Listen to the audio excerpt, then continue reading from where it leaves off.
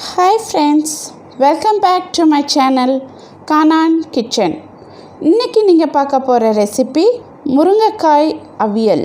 அதுக்கு தேவையான பொருட்கள்: முருங்கைக்காய் 4, தேங்காய் பூ 3 டேபிள்ஸ்பூன், மிளகாய் தூள் 1 டேபிள்ஸ்பூன், உப்பு தேவையான அளவு, மஞ்சள் தூள் 1/2 டீஸ்பூன், சின்ன வெங்காயம் 1 கப், வரமிளகாய் 10, கடுகு 1 டீஸ்பூன், எண்ணெய் 3 டேபிள்ஸ்பூன். ஃபர்ஸ்ட் ஒரு கடாய் எடுத்துக்கோங்க. இதில் 1 டம்ளர் தண்ணீர், 4 முருங்கைக்காய் எடுத்து இப்படி நீளமாக வெட்டி இதோட சேர்த்துட்டு 1 டீஸ்பூன் உப்பு சேர்த்து நல்லா கிண்டி விட்டு மூடி போட்டுருங்க. தீயை சிம்லேயே வச்சுக்கோங்க. அப்போ தான் இந்த தண்ணியிலேயே இது நல்லா வெந்து வரும். இது வேகிறதுக்கு ஒரு 10லேருந்து 15 நிமிஷம்தான். இப்போ இதை நம்ம திறந்துட்டு லைட்டாக கிளறி விட்டு ஆஃப் பண்ணிடுங்க. பாருங்கள், நல்லா வெந்துடுச்சு. இப்போ இதை பாதியாக கீறி விட்டு ஒரு ஸ்பூனை வச்சு உள்ளதை வலிச்சு இப்படி எடுத்து வச்சுக்கோங்க.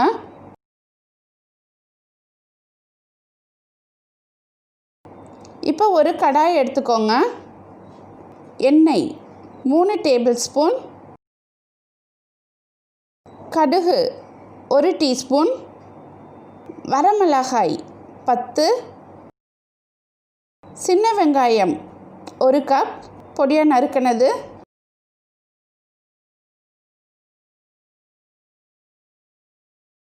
வெங்காயம் நல்லா வெந்த பிறகு மஞ்சள் தூள் 1/2 டீஸ்பூன்,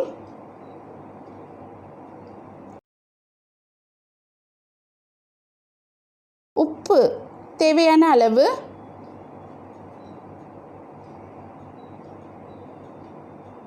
மிளகாய் தூள் 1 டேபிள்ஸ்பூன் சேர்த்து லைட்டாக கிளறி விட்டுட்டு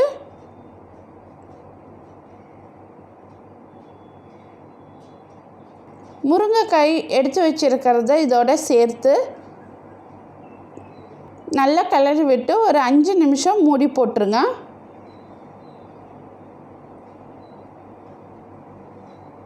அஞ்சு நிமிஷம் கழித்து மூடியை திறந்துட்டு தேங்காய் பூ 3 டேபிள்ஸ்பூன் சேர்த்து நல்லா கிளறி விட்டு திரும்ப ஒரு 5 நிமிஷம் மூடி போட்டுருங்க.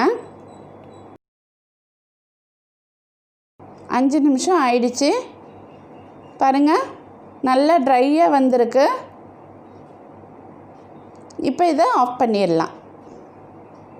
சூப்பரான டேஸ்டி அண்ட் டெலிஷியஸ் முருங்கைக்காய் அவியல் தயார். இந்த சைட் டிஷ்ஷை சாம்பார் சாதம், தயிர் சாதம், பருப்பு குழம்பு, ரசம் எல்லாத்துக்கும் வச்சு சாப்பிட்டிங்கன்னா சூப்பராக இருக்கும். ஸோ இந்த ரெசிப்பியை மிஸ் பண்ணாமல் கண்டிப்பாக எல்லோரும் உங்கள் வீட்டில் செய்து பாருங்கள். மறக்காமல் எங்களுக்கு கமெண்ட் பண்ணுங்கள், லைக் பண்ணுங்கள், ஷேர் பண்ணுங்கள், சப்ஸ்கிரைப் பண்ணுங்கள், பெல் பட்டனை ப்ரெஸ் பண்ணுங்கள். மீண்டும் அடுத்த சுவையான ரெசிபியுடன் நான் உங்களை சந்திக்கிறேன். நன்றி.